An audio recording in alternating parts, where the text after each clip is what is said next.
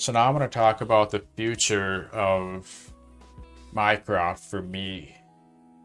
So what I've done so far is a skill creator, so I could easily create skills that involve running commands on a computer, whether it's over SSH or the word that shall not be named heard what I was just saying. Anyway, uh, so the skill creator is the main thing. And then the opening files. That one is so useful. I can't tell you how useful that is and how quickly I can add new files to open up. It's quite fun to do, to be honest. I often open up files even though I didn't really have to, just to try out what I did. But nowadays, I honestly just use it when I actually need it. So that's pretty cool. I'm eventually gonna make the open file script work with multiple computers. So it could be like open blah blah blah on the Nook or open blah blah blah on the Mac. So I'm gonna eventually make it so that I can open things on multiple computers and tell it which computer I want it to do it on. If there's things that are only gonna happen on one computer, I won't need to specify which computer that is. But if I'm doing something that works across multiple computers, then I will specify which computer I want to do a given thing on.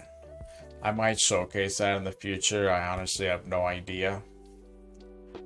But that's coming up with the OpenScript, and I think I'll have more commas in that file that I showed you with all the commands I have stored in there. I think, yeah, I'm probably gonna do that. So I'm gonna add more commas for like which device I'm doing it on, as well as its IP address most likely. What's the device called for the purpose of the command I give it, and then what's the IP address for that device. And maybe I'll create some sort of lookup so that I could just specify an IP address with a given name. And then I don't have to manually specify a name and an IP address, because if it changes, I'll have to change it however many times I put it in there. So instead, I might create a hostname lookup functionality to get the IP address and then connect to that. So that's what's in store for the OpenScript. Multiple computers. I may also add the ability to dynamically open things up, because everything I have right now is hard-coded. So I may add dynamic functionality. So there's like a certain pattern with where I have certain things located. I may be able to specify things in my voice command dynamically to be more specific with what I'm opening up. If I have a folder with a bunch of songs, for example, I may want to open up like track 9 or track 14. That would probably be dynamically created. Although I could use a Vim macro to increment all the tracks easily, which I've done. But you get the point. That may have been a poorly chosen example, but if I want to do dynamic commands, that would be quite useful in the future. I think I'm also going to add the capability to open specific YouTube videos based on search criteria. That chatbot that I've talked about before and have a video on coming out soon. It'll be public on this channel that you're probably watching this on. That chatbot actually created some code for me to pull up a specific YouTube video based on search criteria and the nth result that I want to pull up. So that'll be added to the OpenScript as well. Actually, I may put that in a separate skill for searching stuff. So like if I want to search YouTube for something, or if I want to search Google or whatever, that'll be a separate skill for searching stuff. I want to eventually get to a point where it's as fancy as search YouTube for enabling host-based authentication. Pull up the third result at the 4-minute 27-second mark. That would be a pretty cool way to issue commands, if we're being completely honest. Dynamic commands like that to be able to search a specific term on YouTube or wherever I want to search. That'll probably all be in one skill as well. And then pull up the nth result whenever you search it, even though I won't be able to visually see what would come up. But I would either pull up the video normally or allow myself to do it at a specific time code, which is pretty simple because you can specify that at the end of a YouTube URL. And I can just have it convert like minute second or hour minute second to the URL, so it takes me right to a given time code. So that's something I eventually want to be able to do, search YouTube videos like that. So basically searching stuff using voice commands. Typing stuff would also be useful, so I'm going to add the ability to type things on the screen. And as far as the voice engine goes, I don't know if I'm going to use Mycroft's voice engine. I named it, didn't I? Or if I want to use like Google's voice engine or some other voice engine that tends to work really well. I don't know about what voice recognition I'm going to use for that. It'll probably be "it shall not be named," because otherwise it'll trigger. Or some other thing like Google. I don't know.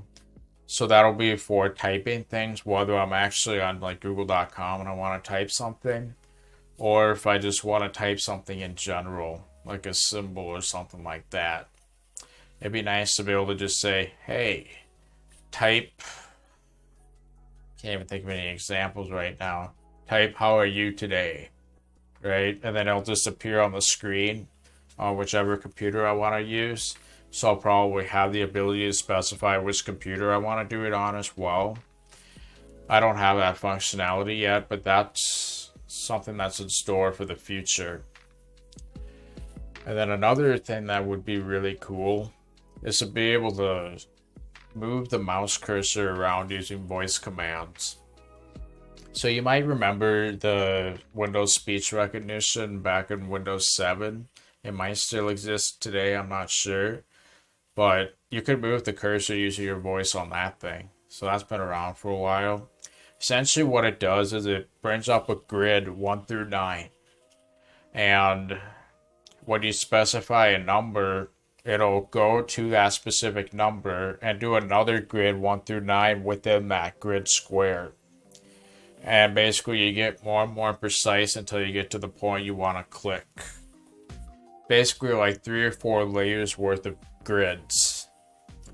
And it allows you to move the cursor in very specific positions using your voice. I would like to create a "it shall not be named" skill that can move the cursor to specific positions. And I think I'll probably have it use that same grid system, except I'll have it show all the layers at once. So it'll show 1 through 9 and probably like 4 layers worth of stuff. And then I can be like, move the cursor at 8624. And that'll be the 8th position is like within this part of the screen that you're watching right now. 6 would probably be like somewhere over here. Within there, 2 would probably be right here. And within that, 4 would probably be in this tiny area. So this is about where A624 would end up clicking, right? Maybe do 5 layers worth of grid, I'm not sure. But you see what I'm saying? I could just tell it that I want to click somewhere. It'll probably keep running until I don't want to click anymore. That's how I imagine I would make it work. I would make it pop up a grid on the screen. On Windows, I'll probably use some sort of GUI functionality that can create a transparent window with this grid.